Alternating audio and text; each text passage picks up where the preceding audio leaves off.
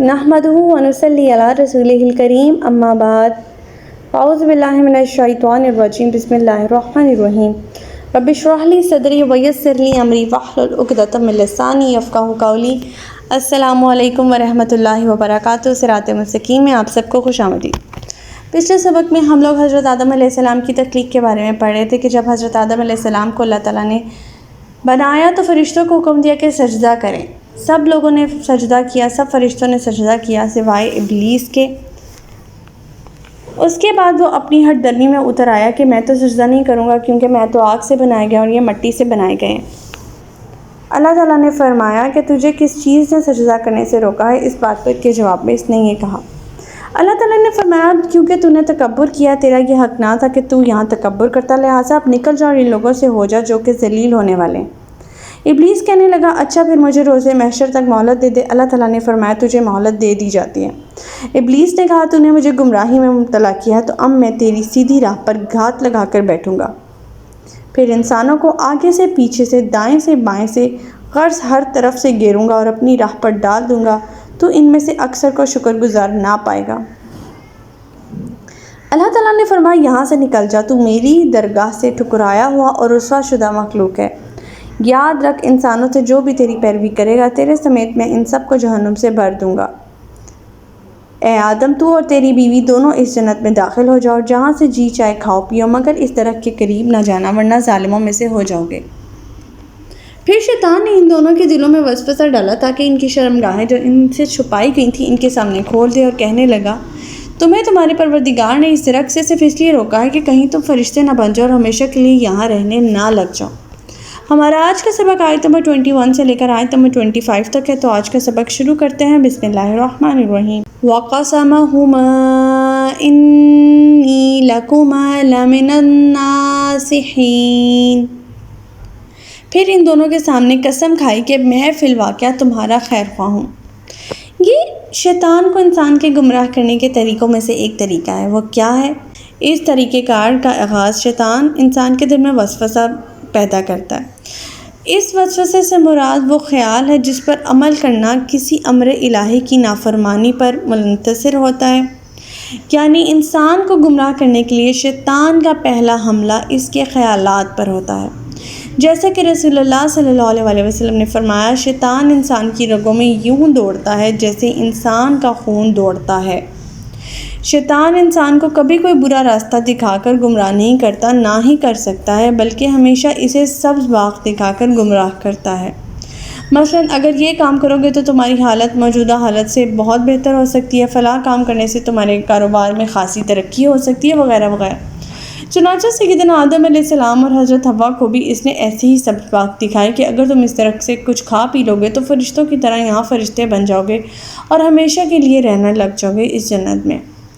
इब्लीस या इसके चेले चांटे सब्ज़ बाग ही नहीं दिखाते बल्कि तरह तरह की दलाइल भी इसके दिल में डालकर इसे यकीन दहानी दिलाते हैं कि जो राह मैं दिखा रहा हूँ वही बेहतर और खैर ख्वाही की राह है, इसमें मेरा अपना तो कुछ मफाद नहीं है। और इस यकीन दहानी के लिए वो अक्सर उसे कस्में खाना भी पड़ जाती हैं, तो शैतान वो कस्में खा लेता है। दूसरी बात जो यहाँ से हमें समझ में आती है वो ये कि शैतान का सबसे पहला हदफ इंसान के सिनफी या जिनसी अज़ाब होते हैं। इंसान को गुमराह करने की सबसे आसान सूरत यह होती है कि फ़हाशी के दरवाज़े खोलते और जिनसी मामलात में इसे बेरवा बना दे। ये ख्याल कि शैतान ने पहले हव्वा अलैहिस्सलाम को गुमराह किया, फिर हव्वा अलैहिस्सलाम के कहने पर सय्यदना आदम अलैहिस्सलाम ने भी इसका फल खा लिया, ये सारी बातें जो हैं वो कुरान और सुन्नत से साबित नहीं है। हमारे लिए जो कुरान पाक में हुक्म मौजूद है वो यही है कि शैतान ने दोनों से वादे वईद किए, दोनों इसके चकमे में आ गए। किसे पहले चकमा दिया, किसे बाद में चकमा दिया, ये पॉइंट नहीं है। पॉइंट ये है कि शैतान ने चकमा दिया। अब सवाल ये पैदा होता है कि जब अल्लाह ताला ने इस दरख्त के करीब जाने से सय्यदना आदम और हव्वा को मना किया तो वो फिर कैसे शैतान के दाम में फंस गई। इसका जवाब यह है कि मुद्दत तो गुजर चुकी थी कि आदम और हव्वा दोनों ऐशो आराम से जन्नत में रह रहे थे और इन्हें इस दरख्त के पास आने का कभी ख्याल ना आया था। हालांकि अल्लाह ताला के ये हुक्म इन्हें भूल ही गया। इस वक्त शैतान को इस नाफरमानी पर उकसाने का मौका मिल गया, क्योंकि इसकी वजाहत हमें कुरान पाक से मिलती है। सूरह तौहा की आयत नंबर 115 जिसमें अल्लाह ताला फरमा रहे हैं कि फिर आदम अलैहिस्सलाम अल्लाह का हुक्म भूल गए और हमने इसमें नाफरमानी का कोई इरादा ना पाया। یعنی حضرت آدم علیہ السلام نافرمان بذات خود نہیں تھے، کیونکہ وہ بھول گئے تھے اس حکم کو جو اللہ تعالیٰ نے انہیں دیا تھا۔ اس وجہ سے شیطان کو موقع مل گیا اور اس نے ان کو بھٹکا دیا۔ دوسرا بہت امپورٹنٹ پوائنٹ جو ہمیں اس آیت سے سیکھنے میں ملتا ہے وہ یہ ہے کہ ہم اللہ تعالیٰ کا حکم کیسے یاد رکھ سکتے ہیں۔ قرآن پاک کی آیات ہمارے سامنے، اگر ہم قرآن پاک کے ساتھ جڑ جائیں تو ہمیں اللہ تعالیٰ کا حکم معلوم ہو، صرف معلوم ہونا بات نہیں ہے، ہمارے اندر وہ جذبہ ہو کہ ہم اس حکم سے جڑے رہیں، تبھی ممکن ہے کہ ہم شیطان کی راہوں میں نہیں آئیں گے۔ ادروائز اگر ہم قرآن سے دور ہیں پھر تو ہم بہت جلدی شیطان کے ہیلے بہانوں میں آ سکتے ہیں۔ آیت نمبر 22، فَدَلَّهُمَا بِغُرُورٍ فَلَمَّا ذَاقَا الشَّجَرَةَ بَدَتْ لَهُمَا سَوْآتُهُمَا وَطَفِقَا يَخْصِفَانِ عَلَيْهِمَا مِنْ وَرَقِ الْجَنَّةِ وَنَادَاهُمَا رَبُّهُمَا أَلَمْ أَنْهَكُمَا عَنْ تِلْكُمَا الشَّجَرَةِ وَأَقُلْ لَكُمَا إِنَّ الشَّيْطَانَ لَكُمَا عَدُوٌّ مُّبِينٌ۔ چنانچہ ان دونوں کو دھوکہ دے کر آہستہ آہستہ اپنی بات پر مائل کر ہی لیا۔ پھر جب انہوں نے اس درخت کو چکھ لیا تو ان کی شرمگاہیں ایک دوسرے پر ظاہر ہو گئیں اور وہ جنت کے پتے اپنی شرمگاہوں پر چپکانے لگے۔ اس وقت ان کے پروردگار نے انہیں پکارا کہ کیا میں نے تمہیں اس درخت سے نہ روکا تھا اور یہ نہ کہا تھا کہ شیطان تمہارا کھلا دشمن ہے؟ یعنی یہ ہو ہی نہیں سکتا۔ ادھر شیطان نے ان دونوں کے دلوں میں وسوسہ ڈالا اور سبز باغ دکھائے تو فوراً سیدنا آدم اور حوا اس درخت کا پھل کھانے کو تیار ہو گئے، بلکہ وہ مدتوں ان باتوں کی یقین دہانی کراتا رہا کہ اگر تم نے یہ پھل کھا لیا تو تم فی الواقع انسانیت سے ترقی کر کے فرشتے کے درجے پر پہنچ جاؤ گے۔ اس دوران وہ قسمیں بھی کھاتا رہا یہاں تک کہ وہ انہیں اس نافرمانی پر اکسانے کی کوشش میں کامیاب ہو گیا۔ یہاں پہ حیا اور مقامات سطر کو ڈھانپنا انسانی فطرت میں داخل ہے، اس بات کا اس آیت میں پتہ لگتا ہے۔ اس کا مطلب یہ ہے کہ شرم و حیا کا جذبہ اور اپنے مقامات سطر کو ڈھانپ کر رکھنا عورت اور مرد دونوں کی فطرت کے اندر داخل ہے۔ پھل کھانے کی وجہ سے جب سیدنا آدم علیہ السلام اور حوا علیہ السلام کا جنتی لباس چھن گیا تو سب سے پہلی فکر جو انہیں تھی وہ یہ کہ اپنے مقامات سطر کو چھپائیں۔ فوری طور پہ کچھ نہ ملا تو وہ جنت کے درختوں کے پتوں کو ہی اپنے اوپر اپنے بدن پر چسپاں کر کے اپنی شرمگاہوں کو چھپانے لگے۔ آیت نمبر 23، قَالَ رَبَّنَا ظَلَمْنَا أَنفُسَنَا وَإِن لَّمْ تَغْفِرْ لَنَا وَتَرْحَمْنَا لَنَكُونَنَّ مِنَ الْخَاسِرِينَ۔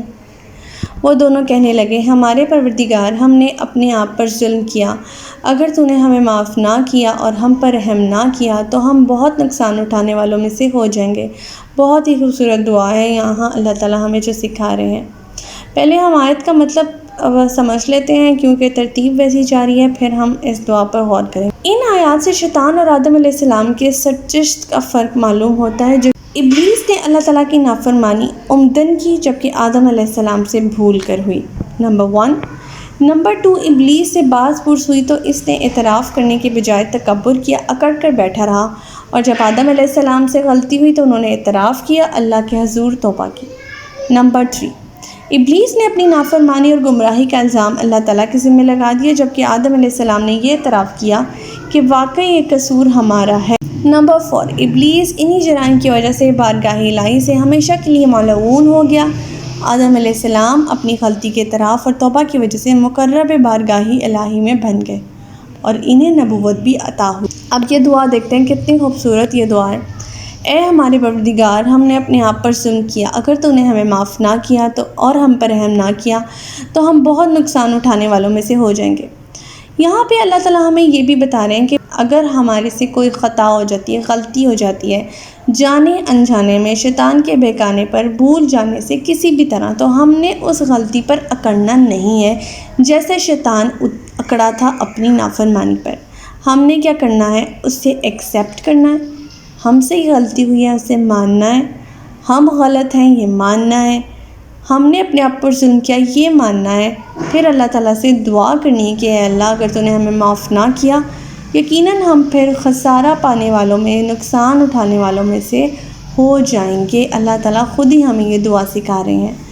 تو جب اللہ تعالیٰ ہمیں خود ہی یہ دعا سکھا رہے ہیں تو ایسا کیسے ممکن ہے کہ اللہ تعالیٰ اس دعا کو قبول نہ فرمائے۔ آیت نمبر 24، قَالَ اهْبِطُوا بَعْضُكُمْ لِبَعْضٍ عَدُوٌّ وَلَكُمْ فِي الْأَرْضِ مُسْتَقَرٌّ وَمَتَاعٌ إِلَىٰ حِینٍ۔ اللہ تعالیٰ نے فرمایا تم سب یہاں سے نکل جاؤ، تم ایک دوسرے کے دشمن ہو، اب تمہارے لیے زمین میں جائے قرار اور ایک مدت تک سامان زیست۔ ابلیس آدم علیہ السلام کا اس لیے دشمن بن گیا کہ اس کی آزمائش کا جس میں وہ سخت ناکام رہا۔ سبب کون بنا؟ حضرت آدم علیہ السلام۔ حضرت آدم علیہ السلام اس لیے ابلیس کے دشمن بن گئے کہ اس نے مکر و فریب سے سبز باغ دکھا کر، جھوٹی قسمیں کھا کر آدم علیہ السلام کو اللہ تعالیٰ کی نافرمانی پر آمادہ کر ہی لیا۔ چنانچہ ان دونوں کو جنت سے نکال کر زمین میں لا بسایا گیا، کیونکہ جنت ایسی محاذ رائی کی جگہ نہیں ہے، ایسی محاذ رائی کے لیے زمین ہی موجود تھی۔ مناسب یہی تھا کہ حق اور باطل کے سب مارکے زمین پر ہی واقع ہوں، اس لیے اللہ تعالیٰ کی وہ مشیت خود بخود پوری ہو گئی جس کے لیے اس نے انسان کو پیدا کیا تھا۔ آیت نمبر 25، قَالَ فِيهَا تَحْيَوْنَ وَفِيهَا تَمُوتُنَّ وَفِيهَا تَمُوتُونَ وَمِنْهَا تُخْرَجُونَ۔ نیز فرمایا اسی زمین میں تم زندگی بسر کرو گے، اسی میں مرو گے اور اسی سے دوبارہ نکالے جاؤ گے۔ پھر مزید اللہ تعالیٰ نے یہاں فرمایا کہ اب اسی زمین میں تم لوگ رہو، یہاں پر زندگی بسر کرو گے، یہیں پہ مرو گے اور دوبارہ اسی زمین سے تم لوگ نکالے جاؤ گے۔ تو ہمارا آج کا سبق یہیں تک تھا۔ اللہ تعالیٰ سے دعا ہے کہ اللہ تعالیٰ قرآن پاک کے احکامات پر ہمیں عمل پیرا ہونے کی توفیق عطا فرمائے۔